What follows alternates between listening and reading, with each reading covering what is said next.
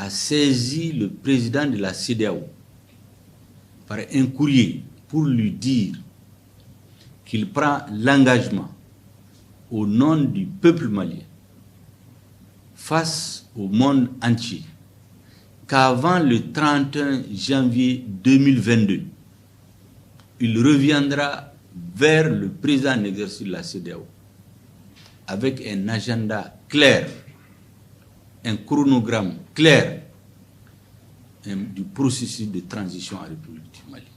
L'initiative de la CEDEAO, les chefs d'État l'ont prise au Mali en 1975.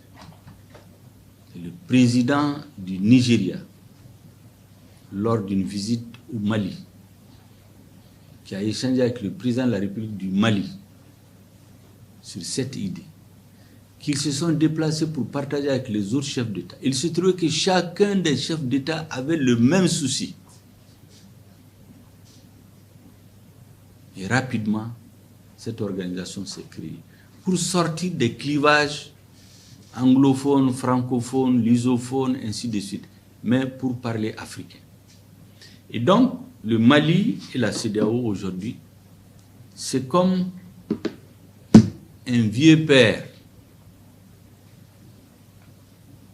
de plus de 60 ans et son fils, majeur, mature, qui le voit en difficulté, qui voit qu'il est tombé, qu'il est malade, qu'il est même humilié. Qu'est-ce que le père attend du fils? Dans la tradition africaine, c'est lui tendre la main pour l'aider à s'asseoir, le soigner, le nourrir, l'aider à se tenir debout. Une fois qu'il se tient debout, le tenir par la main pour qu'il marche, recouvrer ses forces et courir pour être dans le peloton des nations africaines, place que le Mali n'aurait jamais dû quitter. N'eût été certaines erreurs d'appréciation, certaines erreurs de gestion et une situation géopolitique qui a été imposée à l'Afrique. Imposée à l'Afrique. C'est pour cela que nous n'avons jamais perdu l'espoir que la CEDEAO et le Mali vont se comprendre tôt ou tard. Il n'y aura pas de rupture entre nous, comme il n'y a pas de rupture possible entre un père et son fils. Aujourd'hui, nous avons une transition qui a besoin de résoudre 5 problèmes avant de finir. Vous savez, les transitions surviennent dans les pays suivant des conditions différentes. Il peut se trouver que c'est un président qui a disparu. La transition consiste à organiser de nouvelles élections pour choisir un nouveau président. C'est beaucoup plus simple à régler.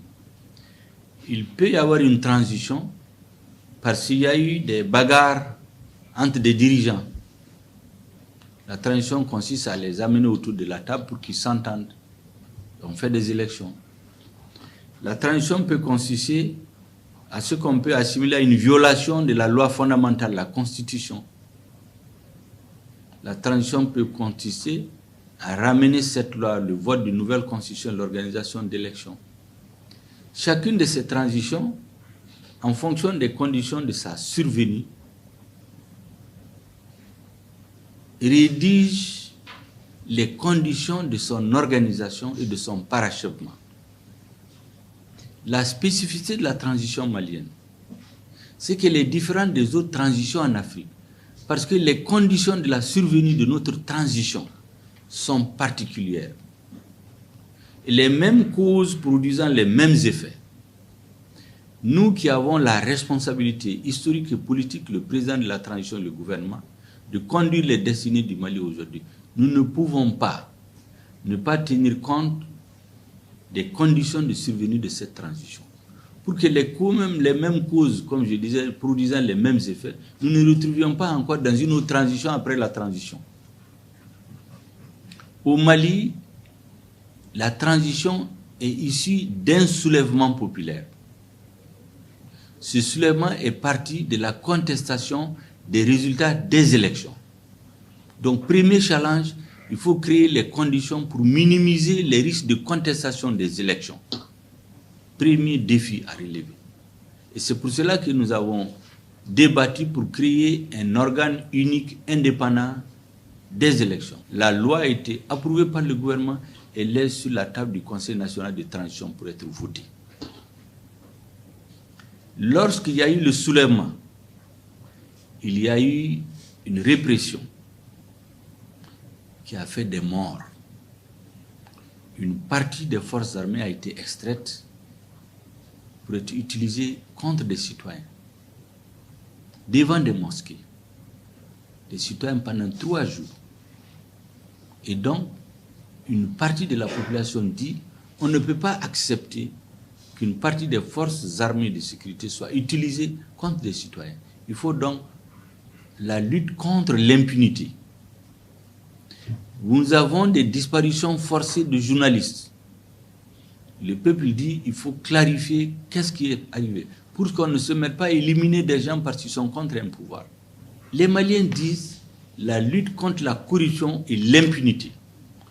Deuxième exigence. Deuxième motif du soulèvement. Troisièmement, les Maliens disent ça fait 20 ans que nous avons voulu faire des réformes politiques et institutionnelles. Nous avons voulu modifier notre constitution pour faire face à certaines difficultés de gestion de l'État. Première tentative en 2001, échec. Deuxième tentative en 2011, échec. Troisième tentative en 2017, échec. Chaque fois, les présidents atteignent la fin de leur mandat pour tenter de réviser la constitution et ça bloque. Le peuple dit il faut que le gouvernement de transition révise la constitution pour qu'on en finisse une bonne fois. Fasse les réformes nécessaires pour qu'on ne revienne plus là-dessus. Si ce gouvernement ne les fait pas, il n'est pas sûr que d'autres gouvernements élus vont les faire. Donc, des réformes politiques et institutionnelles. C'est pour ça qu'il y a même un ministère dédié aux réformes politiques et institutionnelles. Et quatrièmement, les Maliens disent 30 ans d'exercice de démocratie pluraliste. On a connu 4 coups d'État. Les tentatives de coups d'État, on ne peut même pas les compter. N'eût été la solidité du socle de notre nation, qui est construit depuis plus de 1000 ans, le pays se serait disloqué. Donc les Maliens disent il faut penser à la refondation de notre État. Il faut un nouveau contrat social, un nouveau contrat politique entre ceux qui dirigent et le peuple. Nous avons une rébellion récurrente dans notre pays depuis 60 ans. Nous avons actuellement ce qu'on appelle l'accord pour la paix et la réconciliation ici du processus d'Alger, qui a son application qui tarde depuis 6 ans, mais qui est une exigence, une obligation, un engagement politique de l'État malien. Pas seulement des gouvernements, mais de l'État. Et donc, il faut continuer dans la mise en œuvre de l'accord. Ça nécessite des réglages, des difficultés à surmonter qu'on ne peut pas faire en 2-3 mois. Ça, c'est les 4 raisons. Et enfin,